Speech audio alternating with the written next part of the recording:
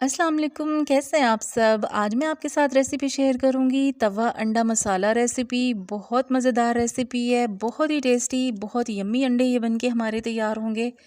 तवा मसाला egg आपने बहुत तरह से देखे होंगे एग रेसिपी, लेकिन आज मैं जो रेसिपी बनाऊंगी आपने इस रेसिपी को ज़रूर ट्राई करना है। रेसिपी को मेरी कंप्लीट देखिएगा और पसंद आए तो प्लीज़ इसे लाइक करिएगा और चैनल को सब्सक्राइब करें, बेल आइकन ज़रूर प्रेस किया करें ताकि मेरी हर आने वाली वीडियो फ़ौरन आपको मिल सके। रेसिपी पसंद आए तो इसे अपनी फैमिली और फ्रेंड्स में शेयर भी किया करें। तो आज हम बनाएंगे तवा अंडा मसाला रेसिपी। बेहद टेस्टी लाजवाब ये रेसिपी बन के तैयार होगी। तो चलिए आइए इसको बनाना स्टार्ट करते हैं। नॉन स्टिक तवा मैंने ले लिया, उसमें 1 सर्विंग स्पून जितना मैं घी ऐड करूँगी।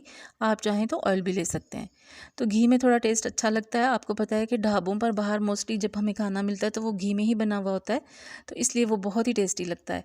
तो घी जैसे ही मेल्ट होगा, 2 मीडियम साइज़ के प्याज हैं मेरे पास, जिनको मैंने चॉपर में डाल के बिल्कुल बारीक चॉप कर लिया था। आप बारीक कटिंग भी कर सकते हैं।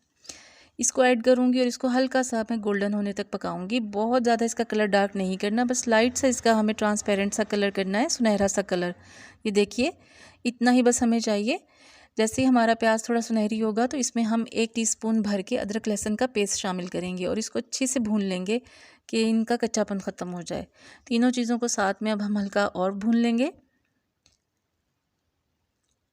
तो ये देखिए कितने अच्छे से इसकी भुनाई हो रही है, बहुत ही अच्छी और लाजवाब सी इसकी खुशबू आएगी अदरक लहसुन की। जैसे अदरक लहसुन हमारा ब्राउन होगा, हल्का सा फ्राई होगा, तो इसमें मैं ऐड करूँगी टमाटर। टमाटर मैंने 3 मीडियम साइज़ के लिए हैं, उनको बारीक कटिंग करके मैंने रखा हुआ है, और 8 से 10 हरी मिर्चें हैं मेरे पास।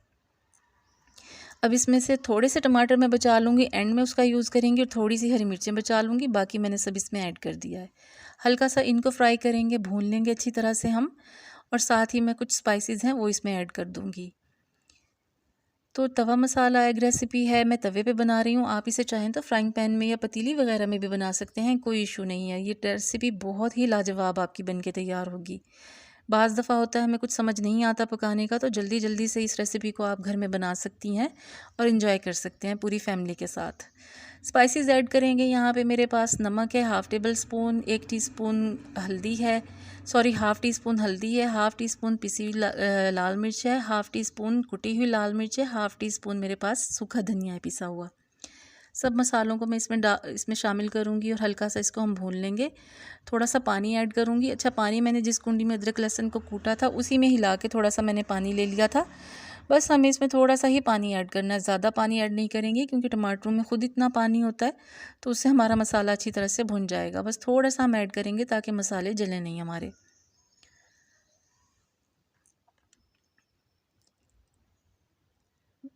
बहुत टेस्टी रेसिपी है, बहुत ही लाजवाब है, चटपटी चटखारेदार होगी। आपने इस रेसिपी को एक बार ज़रूर ट्राई करना है। तो ये देखिए, मैं इसमें थोड़ा सा पानी ऐड करूँगी, तकरीबन 2 से 3 टेबलस्पून के करीब इसमें मैंने पानी ऐड किया है।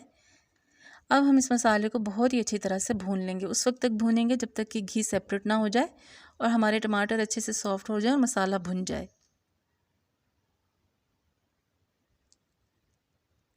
तो ये आप देख सकते हैं मैं अच्छे से बस इसकी भुनाई कर रही हूँ। पानी काफ़ी हद तक हमारा ड्राई हो चुका है, लेकिन अभी भी पानी बाकी है। इसको भी बस हम अच्छे से ड्राई कर लेंगे। बहुत क्विक रेसिपी है, झटपट है, इजी बन जाने वाली है और इंशाल्लाह आपको बहुत पसंद आएगी। अच्छा, जैसे ही भुनाई तकरीबन कंप्लीट है तो मैं इसमें हाफ़ टी स्पून पिसा हुआ गरम मसाला ऐड करूँगी। यहाँ इस स्टेज पर हम इसमें पिसा हुआ गरम मसाला ऐड कर देंगे। और ये देख सकते हैं आप माशाल्लाह कितना ज़बरदस्त हमारा मसाला भुन चुका है। घी बिल्कुल सेपरेट हो गया और मसाला बहुत ही अच्छे से भुन चुका है। अब 2 अंडे हैं यहाँ पे मेरे पास, इनको मैंने तोड़ लिया था, लेकिन जर्दी जो है मैंने फ़िलहाल इसकी नहीं तोड़ी है। बस इस तरह से मैं इसमें ऐड कर दूँगी अंडे, और जो टमाटर मैंने बचा के रखे थे और हरी मिर्चें वो इसमें मैं ऐड कर दूँगी, ऊपर से हम वो डाल देंगे। अब इसको मैं ढककर पकाऊँगी तकरीबन 3 से 4 मिनट के अंडे अच्छी तरह से कुक हो जाएँ। बल्कि 5 मिनट आप इसको दीजिएगा, और दम वाली आंच आपने इसकी नीचे कर देनी है बिल्कुल हल्की।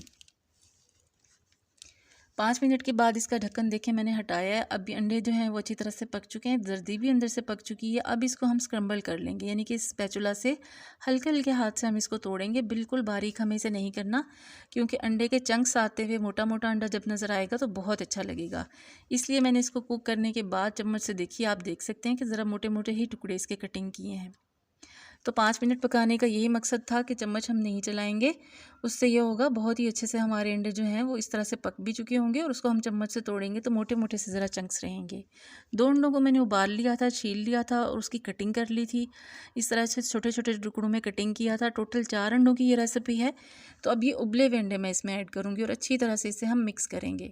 ساتھ ہی میں اس میں ڈالوں گی ڈھیر سارا ہرا دھنیا باریک کٹا ہوا، اور کسوری میتھی اس میں ایڈ کریں گے۔ تقریباً 1 ٹیبل سپون کے جتنی میں نے کسوری میتھی لی ہے، اس کو میں ہاتھوں سے ایسے ہتھیلی میں کرش کر کے وہ اس میں ایڈ کر دوں گی۔ بس اس کو ہم ہلکا مکس کریں گے، چمچ چلائیں گے، اور لیجیے آپ کے سامنے ہے کہ کتنے مزیدار، بہت ہی ٹیسٹی، بہت ہی یمی ہمارا توا انڈا مسالہ ریڈی ہو چکا ہے۔